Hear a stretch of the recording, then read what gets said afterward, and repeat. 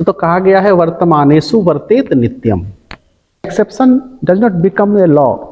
आचार्य जी नमस्कार।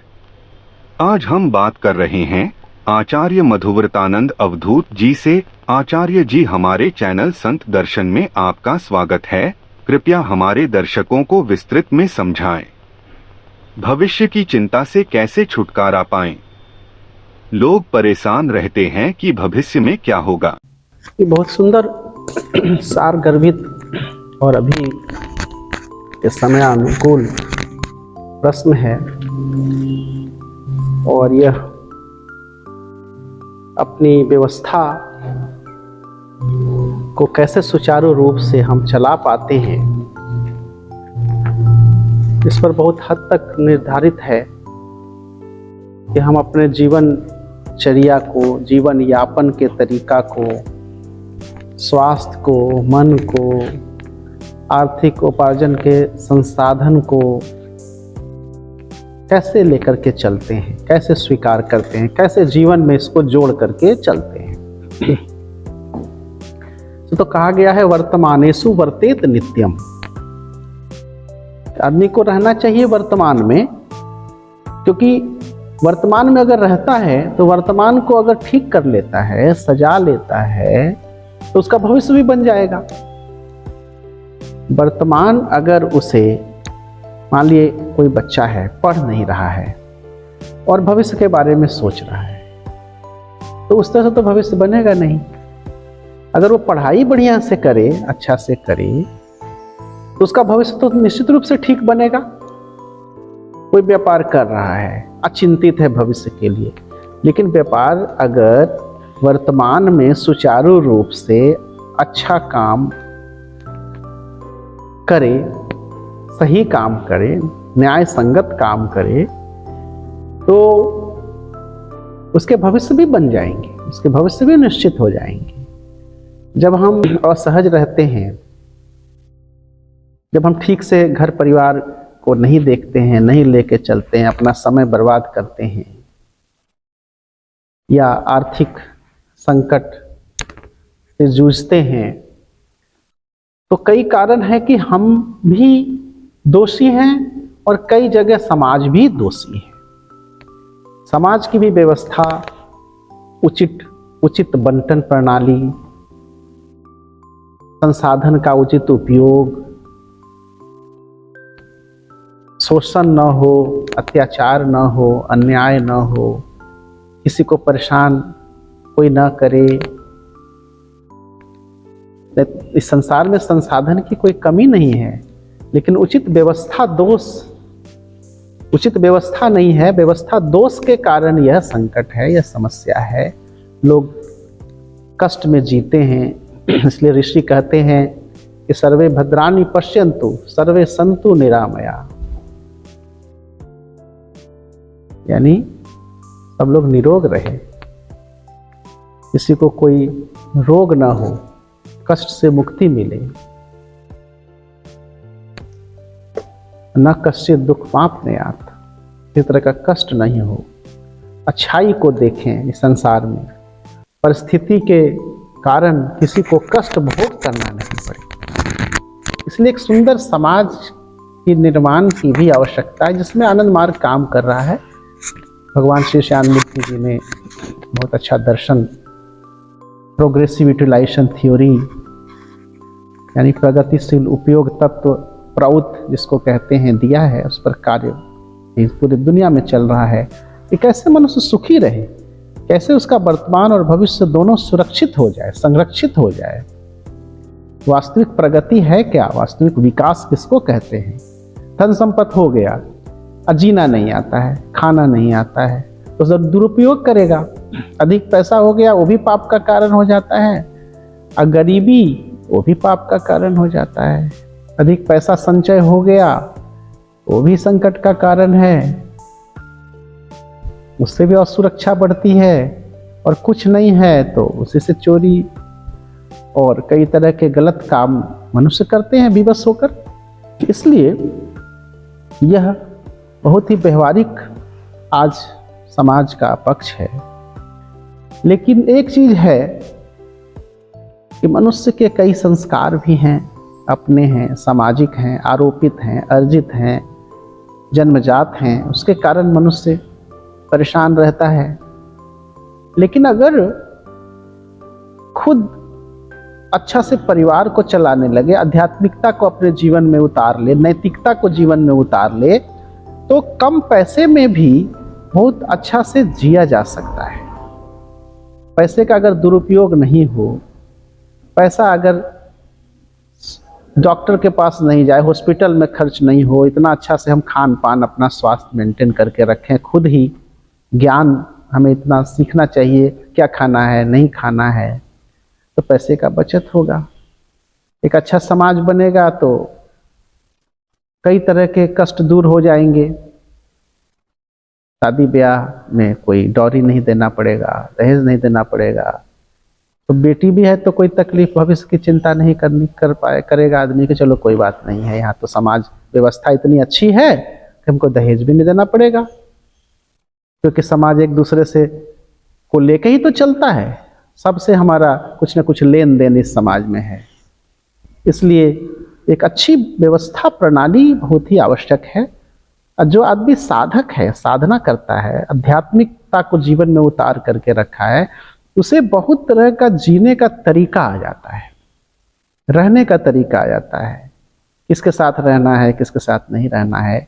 और एक रहस्यमय शक्ति उसे मदद भी करती है। एक गहन बात है ये, बड़ी रहस्यमय बात है कि जब परमात्मा से हम जुड़े रहते हैं तो वो आत्म शांति, आत्म शक्ति, हमेशा लगता है कि भगवान मेरे साथ हैं, हम सही हैं, सच्चे हैं, ईश्वर मेरे साथ है। तो उसका विल फोर्स बहुत स्ट्रांग रहता है, इच्छा शक्ति बड़ी मजबूत रहती है। वो कहीं समझौता जल्दी गलत चीज़ों के लिए नहीं करता है। और ऐसे लोगों की प्रतिष्ठा समाज में होती है, ऐसे लोगों को लोग रिकॉग्नाइज करते हैं।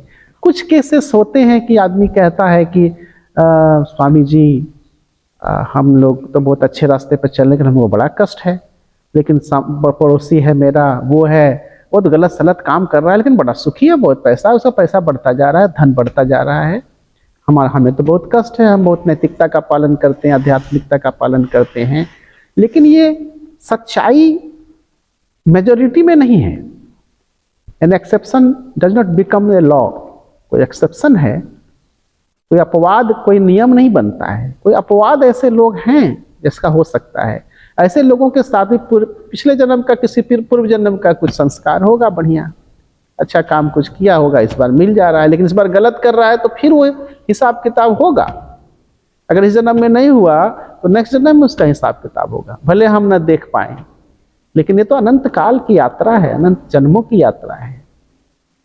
जब तक हम वहां तक पहुंच नहीं जाते तब तक ये यात्रा चलती रहेगी, अनवरत चलती रहेगी।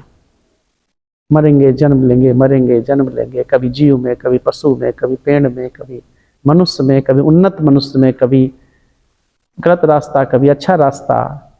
जैसे हम चलते हैं तो कभी उबड़ खाबड़ आ जाता है, कहीं चोट लग जाती है, कहीं नदी आ जाता है, कहीं पहाड़ आता है। ऐसे ही जीवन यात्रा है। और इस जीवन में पॉजिटिव धनात्मक चिंतन करना, अपने कर्तव्य पथ से च्युत न होना, नैतिकता का पालन करना, दूसरे की गलतियों को देख करके हमें नहीं सीखना है, बल्कि हमें अपने सतपथ पर चलते रहना है और सतपथ पर दूसरों को भी प्रेरणा देनी है। तो ऐसे लोगों का इतिहास है कि हर जगह आध्यात्मिक शक्ति उसके साथ रहती है, उसको मदद करती है, उसको बचाती है, उसकी रक्षा करती है। हम जितना समर्पण करेंगे उतना मिलेगा। मैं सन्यासी के नाते आध्यात्मिक रूप से बहुत सारी समस्याओं का समाधान करने का प्रयास करता हूं और होता है।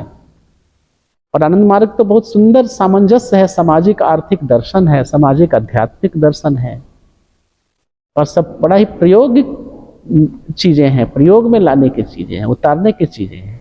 जैसे उतारते हैं तुरंत उसमें मिल जाता है, तुरंत मन के अनुकूल काम हो जाता है। द्रौपदी जब पूर्ण समर्पण की तो परमात्मा मदद किए, भगवान कृष्ण ने चीर बढ़ा दिया। संसार में हम कर्तव्य करें, अपना निस्वार्थ भाव से अपना कर्तव्य, अपना काम करें, परमात्मा पर समर्पण रखें, विश्वास रखें, आस्था रहे, श्रद्धा रहे, समर्पण रहे। इसलिए यहाँ से क्या होगा कि मनुष्य एक अच्छा जीवन यापन कर पाएगा, सुंदर स्वास्थ्य रख पाएगा, सुंदर मन रहेगा, जो उसके पास आएगा उसको अच्छी बातें बताएगा, अच्छी चीज सिखाएगा और उसका भविष्य सुरक्षित हो जाएगा। इसलिए वर्तमान को बनाने से भविष्य बनता है, न कि भविष्य के बारे में सोचने से। जैसे कोई फुटबॉल खेल खेल रहे हैं, तो जब फुटबॉल कोई लेके भागता है तो हम पीछे पीछे जाते हैं, न कि पहले ही हम भागते रहते हैं बिना देखे कि फुटबॉल कौन किधर लेके गया है। भविष्य में समस्याएं जीवन के अंतिम क्षण तक आएंगी। ये संघर्ष का ही पथ है। Struggle is essence of life. संघर्ष ही जीवन है। संघर्ष आएगा, संघर्ष से लड़ना भी है, उससे घबराना नहीं है, उससे डरना नहीं है, आशावादी बन के रहना है, निराशावादी नहीं बनना है। मन को मजबूत करना है, मजबूत मन को ही रास्ता मिलता है। कहते हैं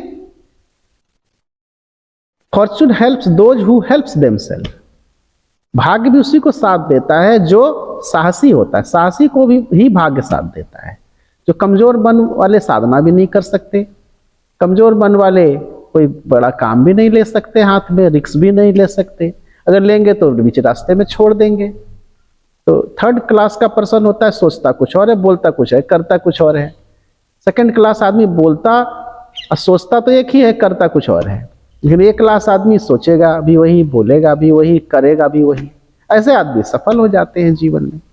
ऐसे आदमी को कोई परेशानी नहीं रहती है। इसलिए अपना कर्तव्य करना है। रेस्ट जो होता है, कहते हैं कर्मण्येवाधिकारस्ते मा फलेषु कदाचन।